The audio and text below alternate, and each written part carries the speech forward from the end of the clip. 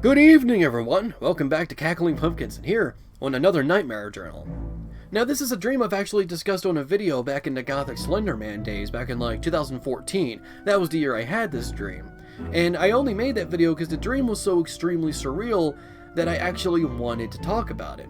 So, here I am talking about it again, technically, but this time using my art to visualize certain things. Now let's go ahead and start with the dream. The dream starts with me entering this kind of old-fashioned, gothic kind of city.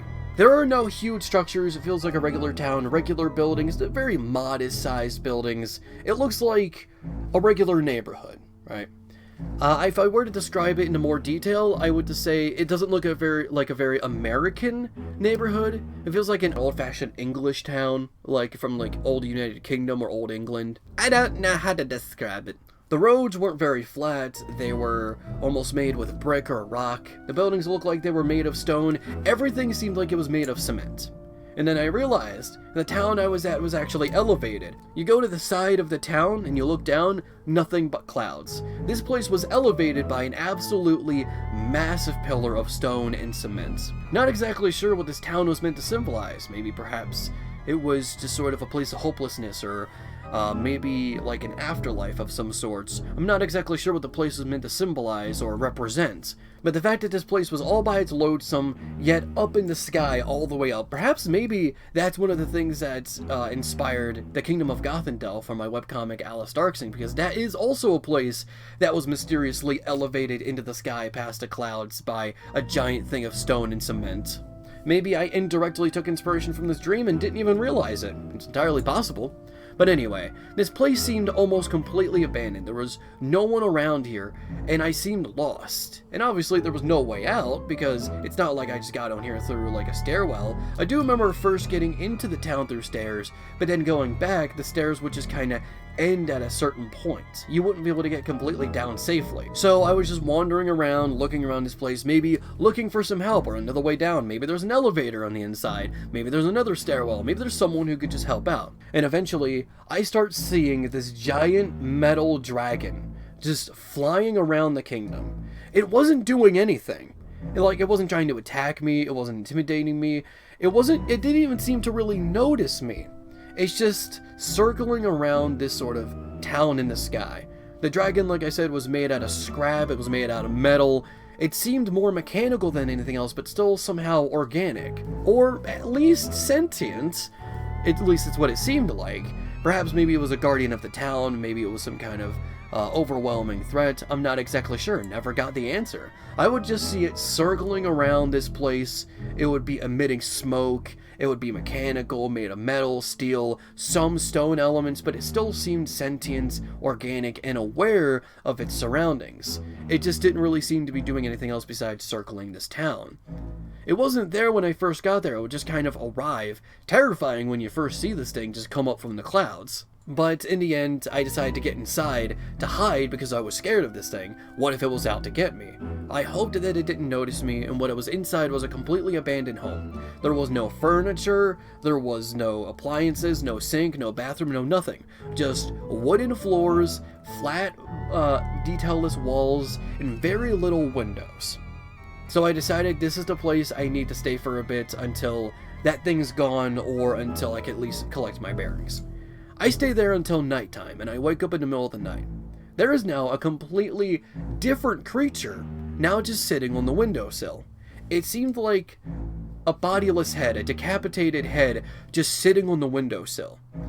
But it wasn't like decapitated like it was bloody, gory, or hacked off.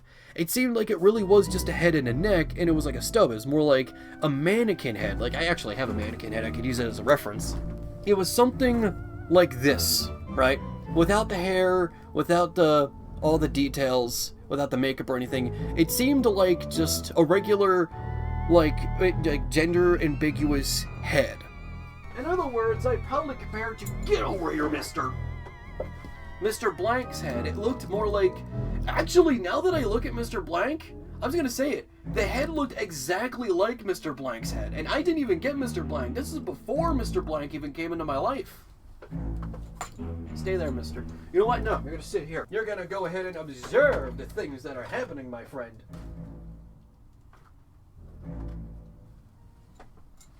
Oh, you son of a pig. Could you please just balance? Is that really too much to ask? All of a sudden, this mannequin head starts talking to me. He starts to saying stuff like, stay here, don't leave, you're okay. Not in a reassuring way, sort of this monotone voice, like I was at a hotel and he was trying to get me to stay an extra few nights. He was very monotone, he was very quiet. He just kept repeating the same phrases over and over. Don't go, stay here. Maybe it was warning me of the creature outside, maybe it had some other malicious intent, and all of a sudden, these weird kind of swirling, I'm not exactly sure what to call it, like an amoeba. Like a very long, stringy amoeba, like a tapeworm if it was made out of like translucent kind of material, with like little beads in the inside. It looked like a germ, a really long germ. But the size, like, I can actually be able to see it and hold it in my hand. But it was like the size of a tapeworm. It looked also, it kind of looked like it had the consistency of, like, a deep-sea creature. But all of a sudden, a few of these things start coming from the back of its head. I'm not sure if it was coming literally from its head, or it was like a perspective thing. Just these blue, glowing, amoeba, deep-sea creature, tapeworm-looking things were just coming out and coming towards me. It was still just repeating the same phrase over and over. Stay. Don't go. You're safe. And these things start swirling me. They start coming towards me. Now, I'm not exactly sure I remember what happens next. Maybe they just kind of did the same thing the dragon did and just circled me, or maybe they tried to get inside me. I'm not exactly sure. It was a very iffy situation to be in. Terrifying, because I didn't understand any of it, and I think that's the biggest problem with this dream. I have no idea what could have inspired it.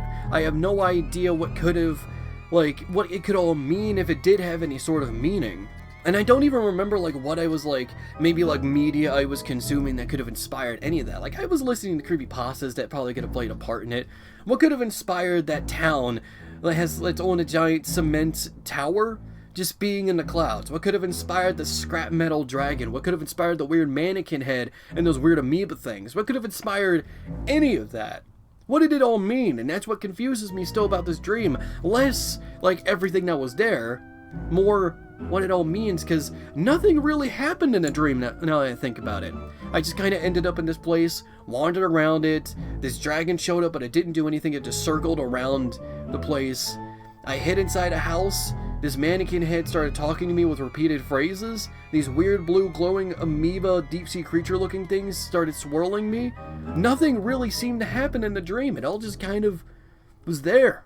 It felt like it was a part of this weird ride. And that's one of the biggest things about dreams. Everyone says dreams have meaning, but what does this one mean? I don't know. Put your thoughts down below, maybe. Hope you enjoyed the video, and I hope you had a beautiful day, and I hope it gets even more beautiful. Your connection will be strange.